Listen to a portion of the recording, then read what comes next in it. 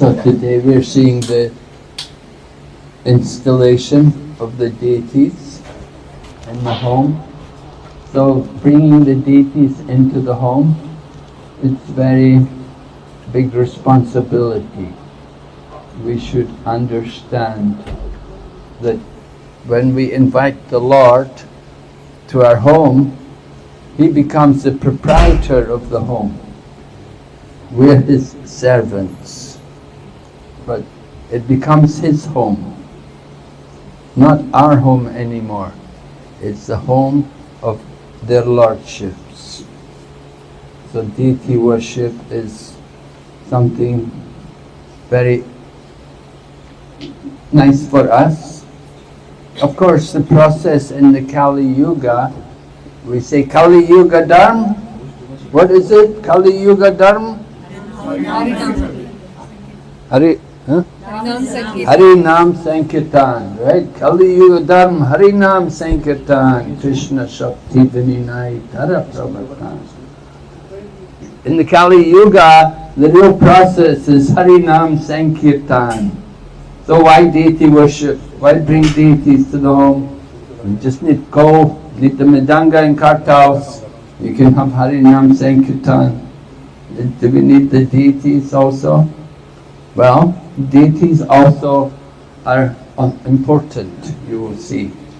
If you study the Nectar of Devotion, which is Prabhupada's presentation of Rupa Goswami's Bhakti Rasamrita Sindhu, so Rupa Goswami had listed 64 different items of devotional service.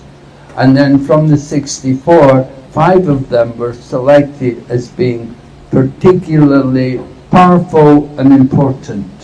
And he said a little attraction for any one of these 5 can give us perfection in life. Right? These 5 things were living in a holy place like Mathura. Singapore is not a holy place. And then Harinam Sankirtan. We're not allowed to do Sankirtan here in Singapore. You can't go out only one day in the year, right? On the Thaipusam we can go out, yeah. Last year I came for Thaipusam. I went on Harinam. I had the opportunity to do Sankirtan in the streets of Singapore. Anyway, Harinam Sankirtan is one of the 5 things. Living in the holy place Mathura. Hearing Srimad Bhagavatam is one of the 5 things also. It's also very nice to hear Srimad Bhagavatam. And then associating with devotees is also important. And then worship of the deities. Rupa Goswami also says the worship of the deities. And he gives the example, he says, don't look on the form of Govinda, who is standing on the banks of the Yamuna in a threefold bending form, playing on the flute. Don't look on that form of Govinda, because if you see Govinda in that form, you will lose your attraction for family life, for family, society and friends. So you better not look. Did you look? You're finished, huh? Your material life is finished if you saw the form of the Lord. So that is the power of seeing the form of the Lord. If we actually see the Lord in the proper way, we will lose our attraction for mundane material life. So that's something very good actually, because instead of being attracted to the mundane things, we'll be attracted to the spiritual things, to the form of the Lord. Oh, thank you. And every day we sing how the spiritual master is engaged in the worship of the deities. Shri Vigraha Radhana Nityanana Shringara Tanman Buddhiramarjana. Right? Spiritual master is always engaged in the temple worship of deities like Radha and Krishna. And along with his disciples, they cleanse the temple and decorate the deities with beautiful clothes and ornaments. So this is one of the activities of the spiritual master. We saw Srila Prabhupada worship the deities. If you went to the installation of the Krishna Balaram temple in Vrindavan, Prabhupada did the arti, the first arti there. And also Bhaktivedanta Manor, Prabhupada did arti on the when they brought the deities to Bhaktivedanta Manor. And also in Bury Place in London, 7 Bury Place, the old temple in central London, Prabhupada did the arti there when they brought the deities, Radha Landaneshwara. And so Prabhupada would engage in temple worship, and he taught us also to engage in temple worship. So, why? Because in Kali Yuga the process is Harinam Sankirtan. Why do we need to do temple worship? Well, we have to understand the importance of temple worship. Temple worship is important because it will keep us regulated. We have to be regulated. Worship of the deities should be regulated, and it will keep us also pure. We'll give more attention to cleanliness. You see, when you're not clean, you cannot worship the deities. You have to have some men there to worship the deities, right? In the Bhagavad Gita, it says, Patram Pushpam Phalam Toyam.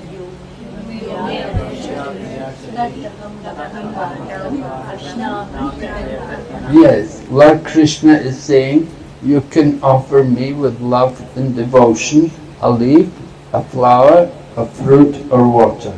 Then I will accept them. So Baladeva Vijayabhusan, one of the commentators, famous commentator on the Bhagavad Gita, he has put in his purport there, he says that if we want Lord Krishna to accept our offerings, we must be clean. We have to be clean. So deity worship, you have to bathe, and you have to wash your cloth regularly, you have to, like that, you have to be clean. And when you're contaminated, you cannot worship the deities. At that time you have to invite your husbands or whatever, who's ever there, who's clean, to do the puja. And this is the principle in deity worship. We often have this problem. The ladies will say, I'm off the altar today. You know, off the altar, right? They'll say like that. Means they're not clean, they're contaminated. And so then, we have to get somebody else who can do the puja, you know. So it's an important principle which we follow in all of our temples. And similarly, bring the deity into your home, you know, we should try to follow these principles also.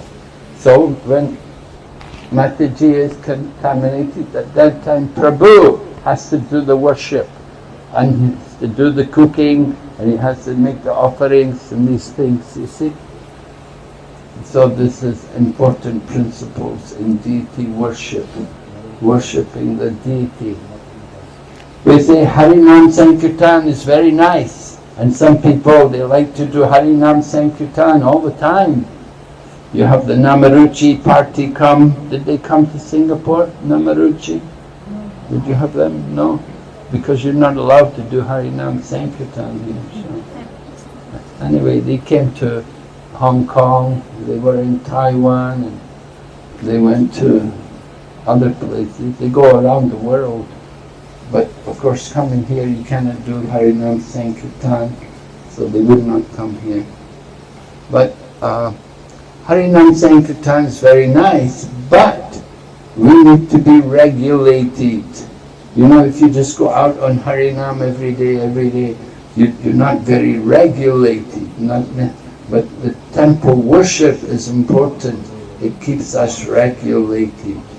It's good to go in Harinam Sankirtan also, of course. We don't want to just only do deity worship and stay back and never go out. It's good to go out and to meet the people, to go out and meet the public and to distribute Prabhupada's literature, and to distribute prasadam, give the holy name. It's very good for us. We need to go out and see how much suffering and how much misery there is in the world, and how much people are in difficulties. It's important for us as devotees that we should be compassionate and we want to care and go out and try to help people. But we don't just only go out, we need to also keep our own purity and our own regulation. So the deity worship is there, and that's very important for us. And the deities, they have to have proper service. The service to the deities is done decorating the deities and bathing them. As we saw here this morning, they performed the abhishek, bathing the deities, and then they'll be given nice dress to wear with the ornaments and garlands, sometimes flower garlands. It's nice if you can make flower garlands. Here, in this country, flowers are not very expensive. If you live in places like, Japan or Switzerland and Holland, even Holland, although they have so many flowers, flowers are so expensive that it's very, very difficult. I remember when I first became a devotee in London, when we would do Prabhupada's puja, we were each given one petal to offer. We'd divide the flower up, into petals, and everybody got a petal to offer. So, and I mean, you come to Malaysia and see so many flowers, flowers are not very difficult to get. So it's very nice. Krishna likes nice flowers. I was in South India in Sri Rangam, and they were telling me about the deity worship there, Lord Ranganath, how they worship the deity, and they grow special flowers for the deity there. There's a special type of flower which is grown just for the pleasure of Lord Ranganath, and they offer these flowers to the deities. And similarly, I was also in Remuna, we saw the deity of Gopinath there. Gopinath, he is famous as the stealer of the sweet rice, Shirakor Gopinath, the deity who stole the sweet rice. So they also have land there, and they're growing flowers for the deities there. The devotees grow the flowers for the deities. So it's very nice if you can get some land. Yesterday, Brajahari Prabhu was telling me how he got a piece of land, something like $60 a year or something. Not very expensive, $60 for 1 year to get a plot of land, and he's growing flowers and some fruits and things. So like that, you can do these things. It's very pleasing for the service of the deities to offer flowers and fruits and vegetables. The best things are the things which we grow ourselves, we produce ourselves. His Holiness Bhakti Raghava Swami, if he comes, he usually tells people, I will only eat what you've cooked, what you've grown. If you didn't grow it, don't give it to me. So that's a good standard to have. You see, he's encouraging the devotees to grow their own vegetables and so, and don't just only depend on supermarkets for your things, you see. So this is nice. This all part of deity worship. And we make, of course, the jewelry. You can also make some nice jewelry for the deities. I know in Mayapur, the devotees are making jewelry regularly for the deity. In Mayapur, of course, there are many deities, and they're not small, they're big deities, you know, and they have many sets of jewelry. The devotees there, they meet regularly, making the necklaces and jewelry for the deities. Actually, they bring the beads and things from China, and then they sit there every day and they make nice decorations for the deities. So when you're in Mayapur, you just have a look at all those necklaces which the Panchatattva are wearing, and Radha Madhava, Astasaki, they all have so many ornaments. It's all made by the devotees. So very nice service for the deity. So like that, we can serve the deity in many ways. In Chaitanya Charitamrita, you can read about Raghava Pandit and how he served the deity. And Lord Chaitanya praised Raghava Pandit. Raghava Pandit's home is in Panihati. Panihati is near to Calcutta, not very far away from the airport. And it's on the bank of the Ganga, Panihati Ghat. So Raghava Pandit lived there with his sister called Damayanti. And they were serving the deity. Lord Chaitanya talked about the worship, the deity worship of Raghava Pandit. Because what happened was, Raghava Pandit, he had the custom to bring coconuts to offer to the deities.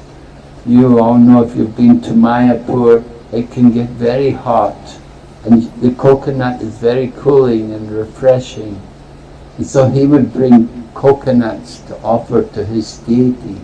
And he would find out places where they had the best coconuts. He would want nice, sweet coconuts. You know, sometimes in India the coconuts are not very sweet. You get good sweet coconuts in Thailand, they're very good there. And if you go to Cambodia, they have very nice coconut. I was at Angkor Wat one time and they had the huge coconut, cost $1. Nowadays in India, coconuts are also about $1, you know.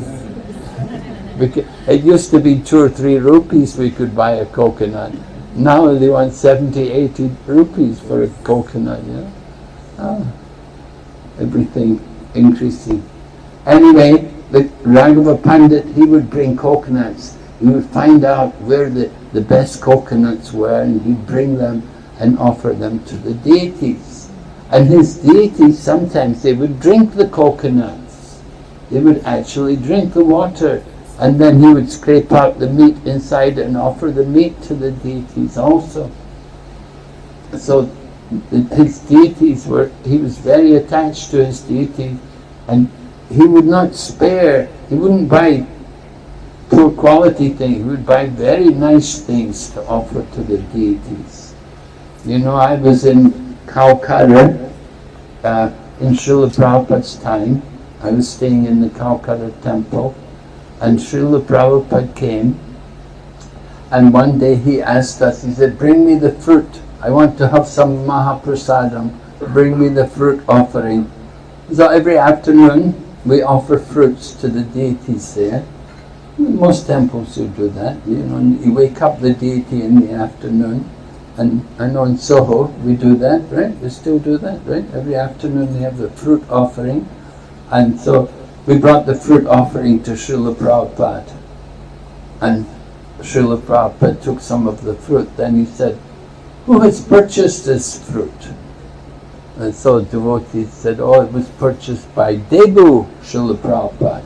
Debu was some, a local man. He was coming to temple. He was not initiated.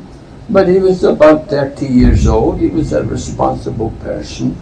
And we thought, because he's Bengali, it would be easier for him to buy fruit in the market than, white people, We go, we get cheated, that they give us we would think, oh, very, very good price, and they're actually charging us twice as much as what we bring. And so we thought the local man, he will do it good, you know. So we said, Debu brought the fruit. And so Prabhupada said, tell Debu to come and see me. So when Debu went in to see Srila Prabhupada, Prabhupada said to him, you are Bengali and you don't know how to buy fruit?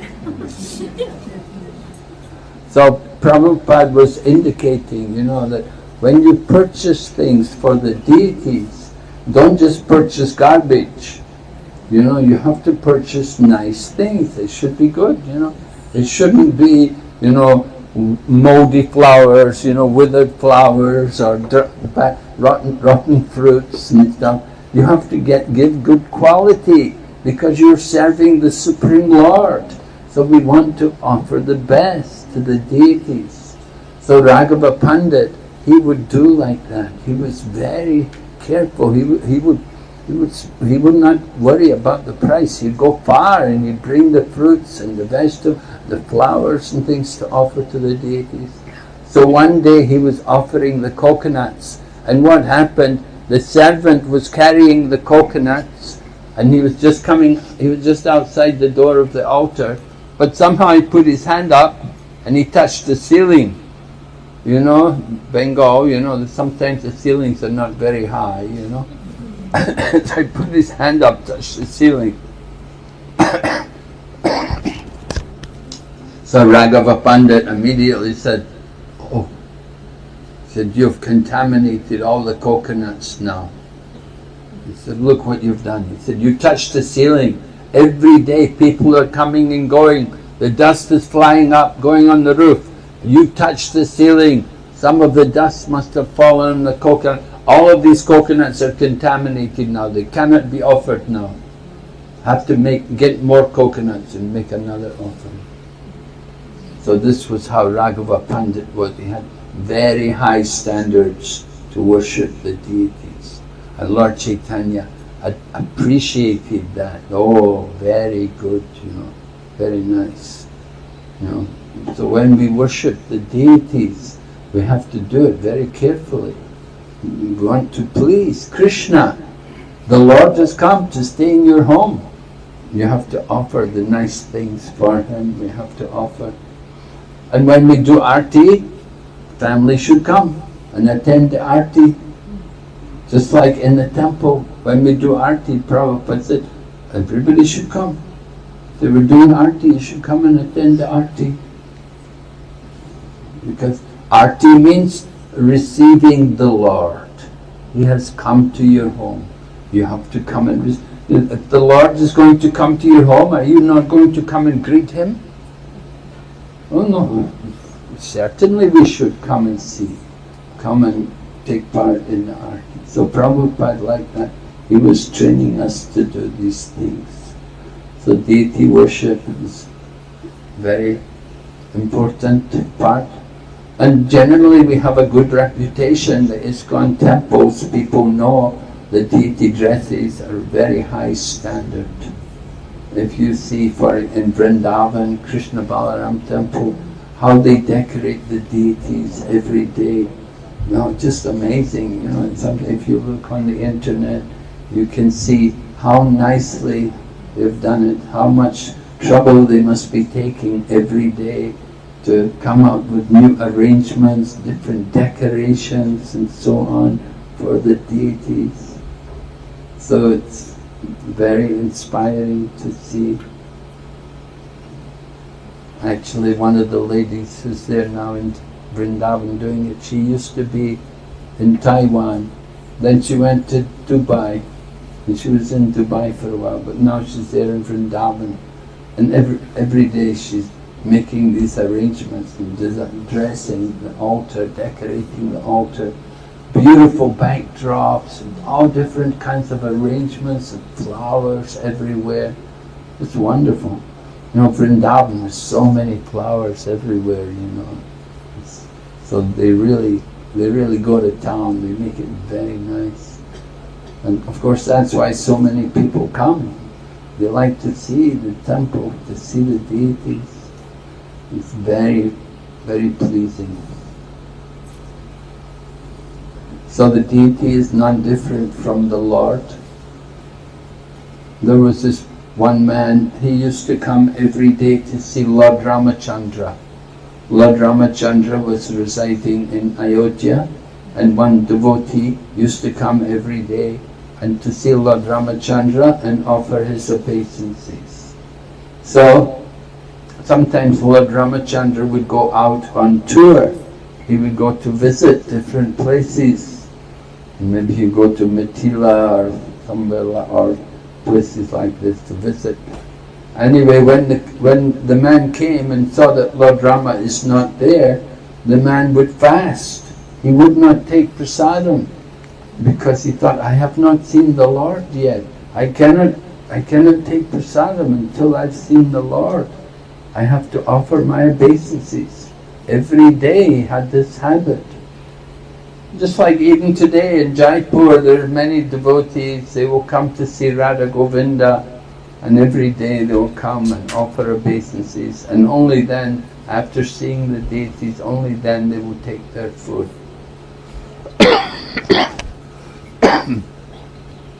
So this man was coming, and Lord Rama was not there. He could not, so he would not take food. And Lord Rama was away for several days. So the man was fasting until the Lord returned. And so when Lord Ramachandra came back, and they told Lord Ramachandra, you know, this, your devotee is fasting, he's waiting for you to come back. So Lord Rama thought, this is not proper. And he called the man, and he gave the man one deity. He gave him the form of Sita and Rama. And he told the man, he said, you don't have to wait for me to come. He said, you simply worship the deity, and you can offer your respects to the deity, because this deity is non-different from myself. So the Lord is not different from the deity. There's the Archa Vigraha, the Archa avatar. The Lord descends in material elements in the form of the deity.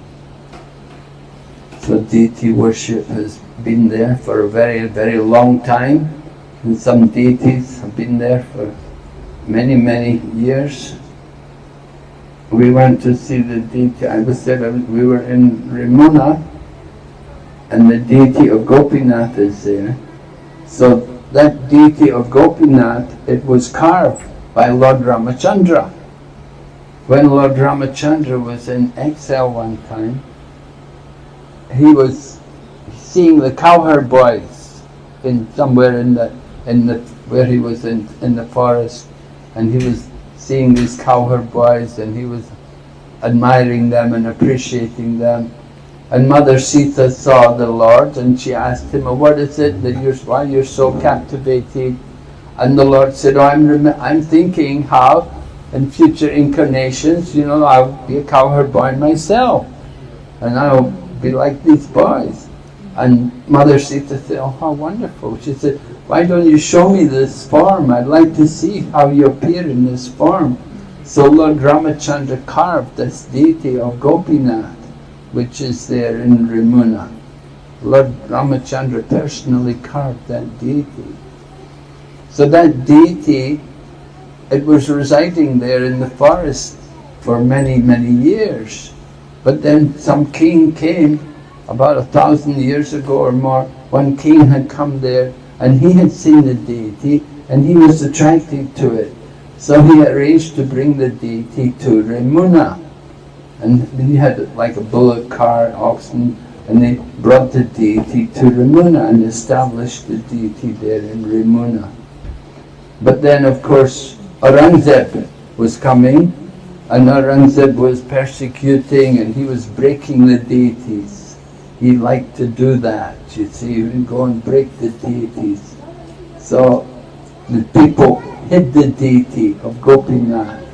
They hid the deity in the bottom of the lake, and the deity remained there for some time, until after the period was over, after the end of Aurangzeb, and then the deity was brought.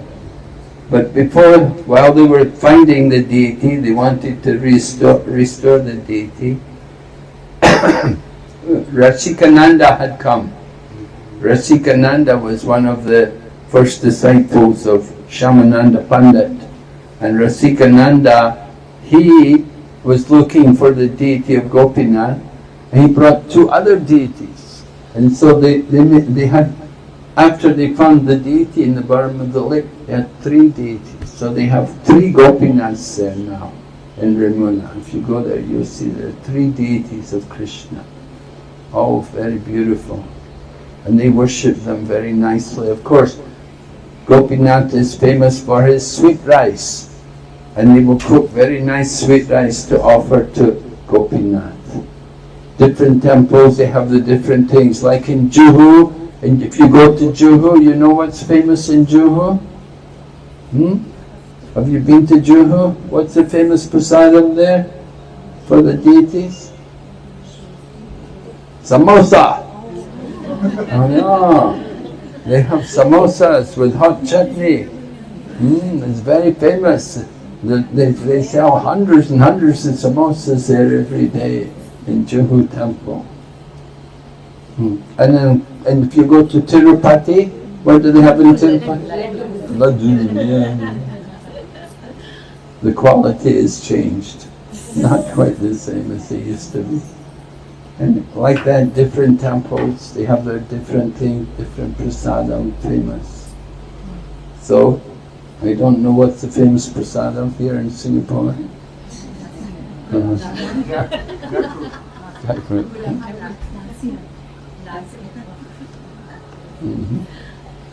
So anyway, we like to prepare different dishes for the pleasure of the deity.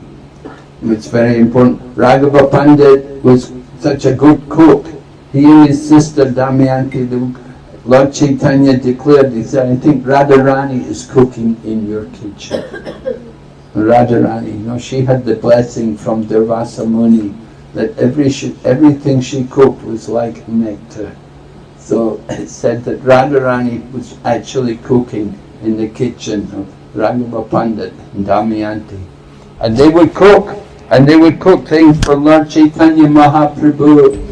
They would prepare sweets and namkins and different things, and they would prepare them in such a way that they would be preserved for a long time, because they would cook and they would put them in a bag and they'd take it to Puri. Well, every year they'd go to Puri and they would cook for the year, and then when it came time to go to Puri, they had a big sack full of different preparations which they'd prepared. So they would cook all of these nice preparations, and they would pack everything very carefully, and they bring it all to Jagannath Puri, give it to Lord Chaitanya. And it would all be fresh and tasty, just as if they had just made it, because they were such expert cooks. As I said, Radharani was cooking in their kitchen. And so, like the Lord Chaitanya would relish all the different preparations which they would cook, the different things. So, like that, we want to also cook nicely for the pleasure of the deities, pleasing the deity. Lord Krishna, he likes to enjoy things, there's that one song which we sing every day, Vajabaka Vatsala, right? And what does it say? Luchi Chini Sarapuri, Ladura Sabali.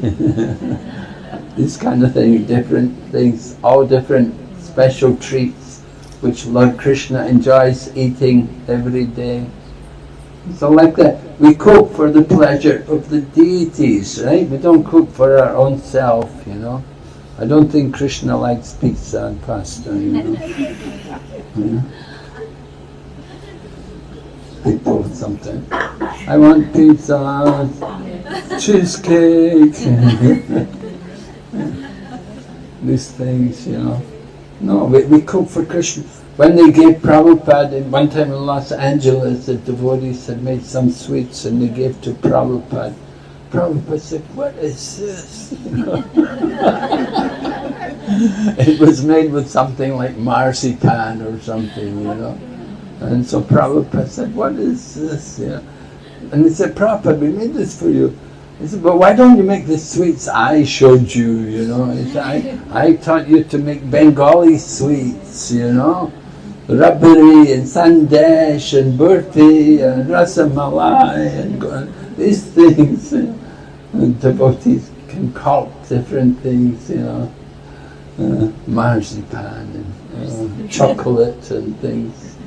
No, we try to cook nicely for Krishna, cook the nice traditional things.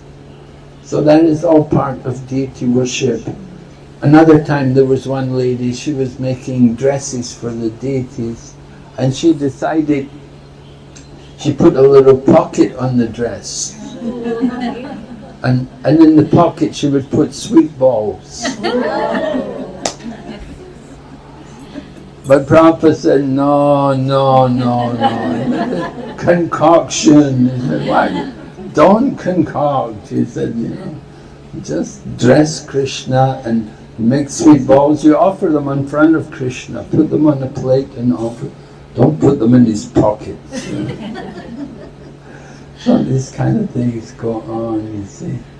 We have to try to keep the standards, follow the tradition. Decorate Krishna nicely with different ornaments, peacock feather and like that. We like to please Krishna. So observing festivals is also an important part of deity worship. When you have the deities, then you have to also give special attention to observe the festivals. Like Radha and Krishna, they will celebrate especially Krishna Janmastami and Radha Astami. Then of course you have the month of Damodar, these kind of things. And you have Gaur-Nitai here, so you have to celebrate also Gaur Purnima and Nityananda Trayodasi. Actually, usually we will not have the worship of Gaur-Nitai with Radha and Krishna. We will separate them, right? Because Lord Balaram, he never comes when Krishna is with Radha. When Krishna is with Srimati Radharani, Lord Balaram will never be seen there. So Gaur-Nitai, Brajendra Nandanase, Sachi Sutta Hailahe, Balaram, Hailo Nitai, right? So Lord Nityananda is no different from Balaram. So Gaur-Nitai, usually what you see, when you have Radha and Krishna, we'll just have Chaitanya Mahaprabhu, right? If you go to Bangalore temple, you'll see the one of the temples there, they have Radha Giridhari and Chaitanya Mahaprabhu. And if you go to Gaudiya Math temple there, they have also Gandharvika Giridhari and Chaitanya Mahaprabhu. And in Mayapur also, on the altar at Mayapur, you see Radha Madhava Astasaki, Chaitanya Mahaprabhu is there, no Nityananda. Nityananda, he's in the next room with the Panchatattva, you see. So traditionally we don't put Balaram where Radha and Krishna are. You have a separate altar. Right? In Vrindavan we have 3 altars. So Gaur-Nitai, Radha Shamsundar, Krishna Balaram, like that. They're separated. That's usually this. So here we have Gaur-Nitai and Radha Krishna, so you have to make separate altar for them, right? Put them on another altar. That would be better, that would be proper. This way you can keep the standards of deity worship. So worshipping the deity, the devotees are becoming serious, more and more serious about it. We have a nice department of Ministry of Deity Worship, and there's a department, and they have a nice course on deity worship. They even have a course in making turbans, how to make turbans for the deities, and so many nice things are going on. So devotees are encouraged to take part in these things, go and take part in the course and learn all the principles of deity worship.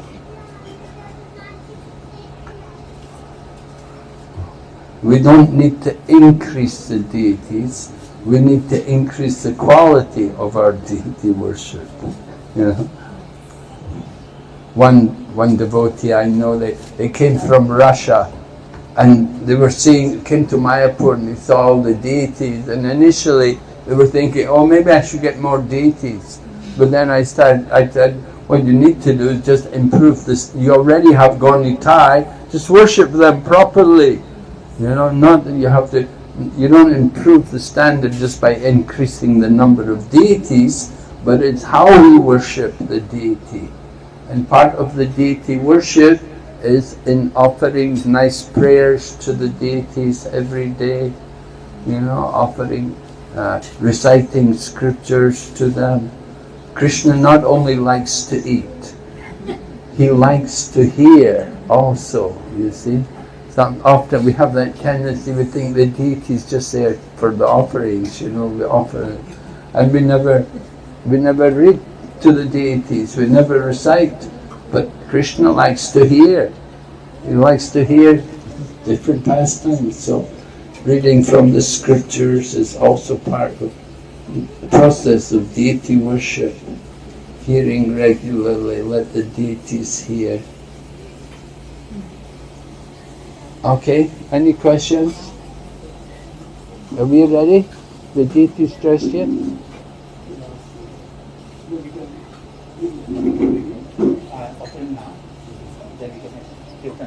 Huh? You ready? Ready now? Huh? Any questions? Okay. Any questions? Any questions? I can ask. Yeah. What is the difference between deities at our home and deities in the temple, Guru Maharaj? What is the difference between deities at home and deities in the temple? Well, that's up to you. You can have the same standards as in the temple. It's very nice. If you can have the same standards, then it's very nice. Sometimes, of course, in the home it's difficult to keep the standards. Sometimes you're not able to be quite so regular. In the temple, you have to be very regular, you know. Everything must be done every day, you know. Mayapur, got you know, temple packed with people every morning. You got to be on time, you know. So everything is done very carefully in the temple. So in the home, you try to also come up to that standard. Try to keep that standard. In the home, sometimes there's not so many people there, so you have to do your best and try to make nice arrangements for the pleasure of the deities. But the standards can be the same rules and regulations. We don't say, oh, in the temple you do like this, in the home you do like that. No, it's the same standard, but it's just more difficult to follow when you're at home.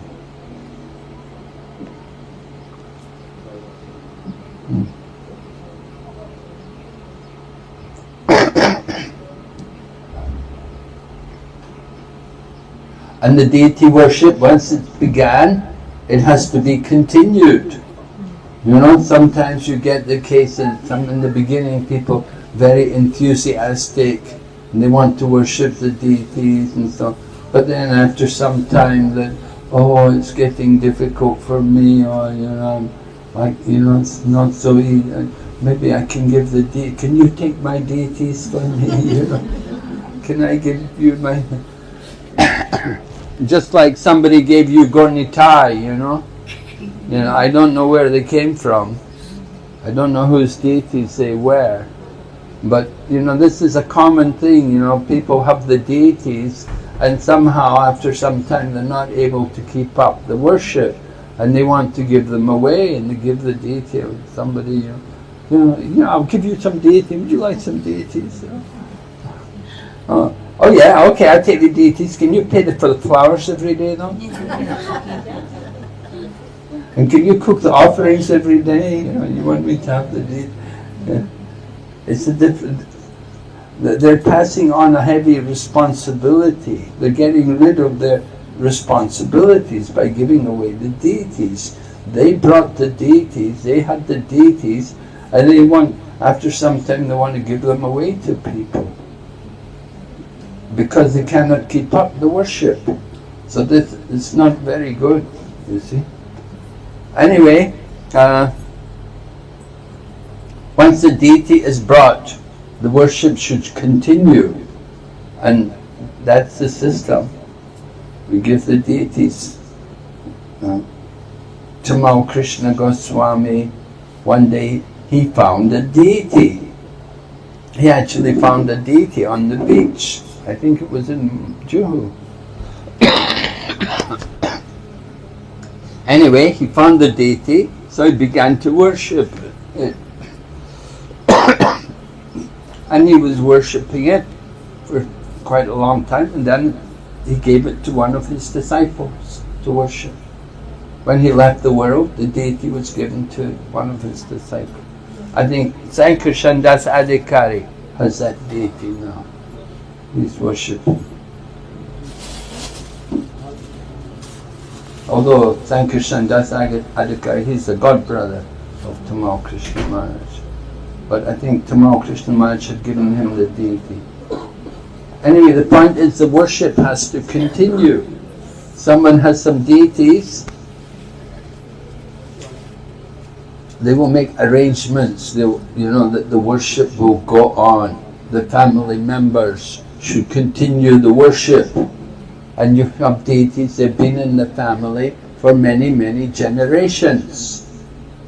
And it's very, very nice. But for many generations the family have been worshipping the deities. Not that, Prabhu's gone now, okay, we're going to sell off the deities. We're going to auction them. We don't do that, you know. No, the worship should continue. Keep the deities.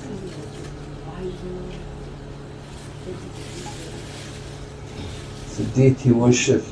Like the temple, once the temple is opened, Prabhupada said temple cannot be closed. It has to continue. You open a temple, you have to so you bring the deities to your home, you have to continue the worship. Yeah? What's the standard of what do we do when we are traveling and deities are in the house? Well, what is the appropriate standard? When you are traveling, you have to make arrangements for somebody to do the puja for you. Either you bring the deity with you when you go traveling, you pack the deities, you take them with you and unpack them every day and do the puja, serve them. Or ask somebody else to do the puja while you're away. That they can make the offerings, come and do the cooking, make the offering, do the arti for you. You may possibly put the deities into their home. Sometimes you go to someone's home and they've got, you've got three Jagannaths here or something, you know. Oh yeah, these other couples, they went away to India, they give me their deities while they're away. You see, they bring their deities. Yeah.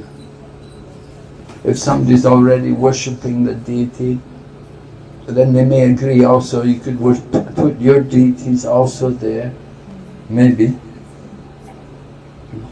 But that's not the best thing.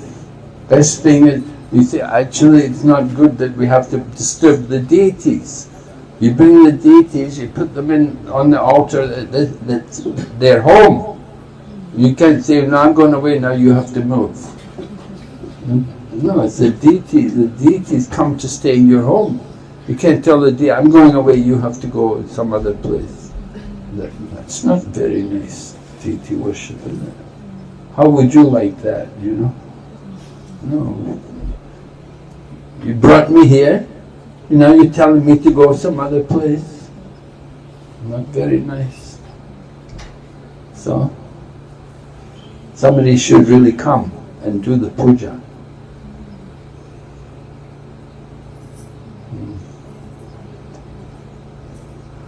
And unless you have something like maybe a shaligram shila, you know, a shaligram, you can have it in a bag, small, it's easier. Some people often, some people also, like the Goswamis were living in Vrindavan, they carried the deities around their neck, you know. They carried the deities around their neck.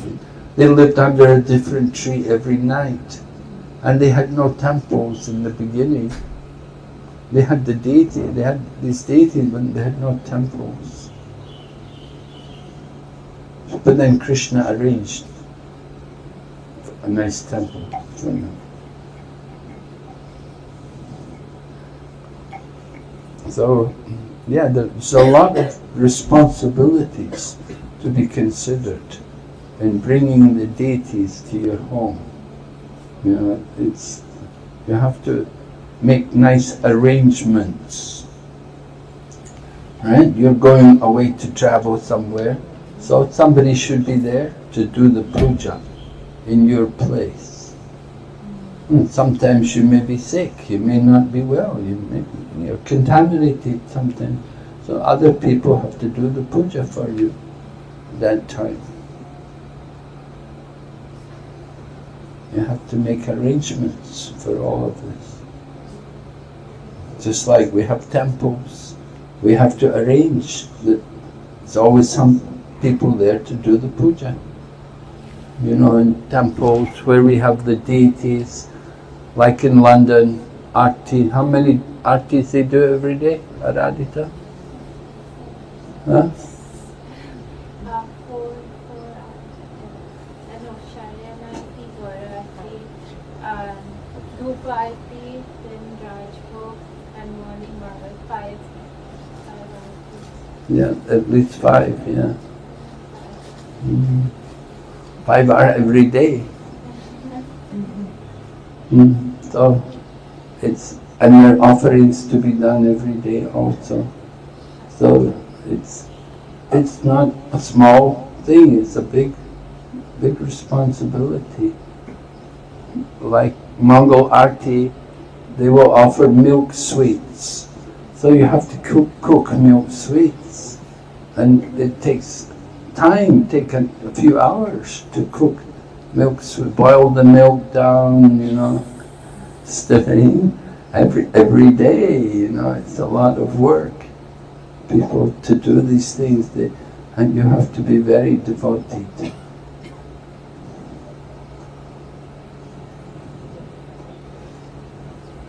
Okay.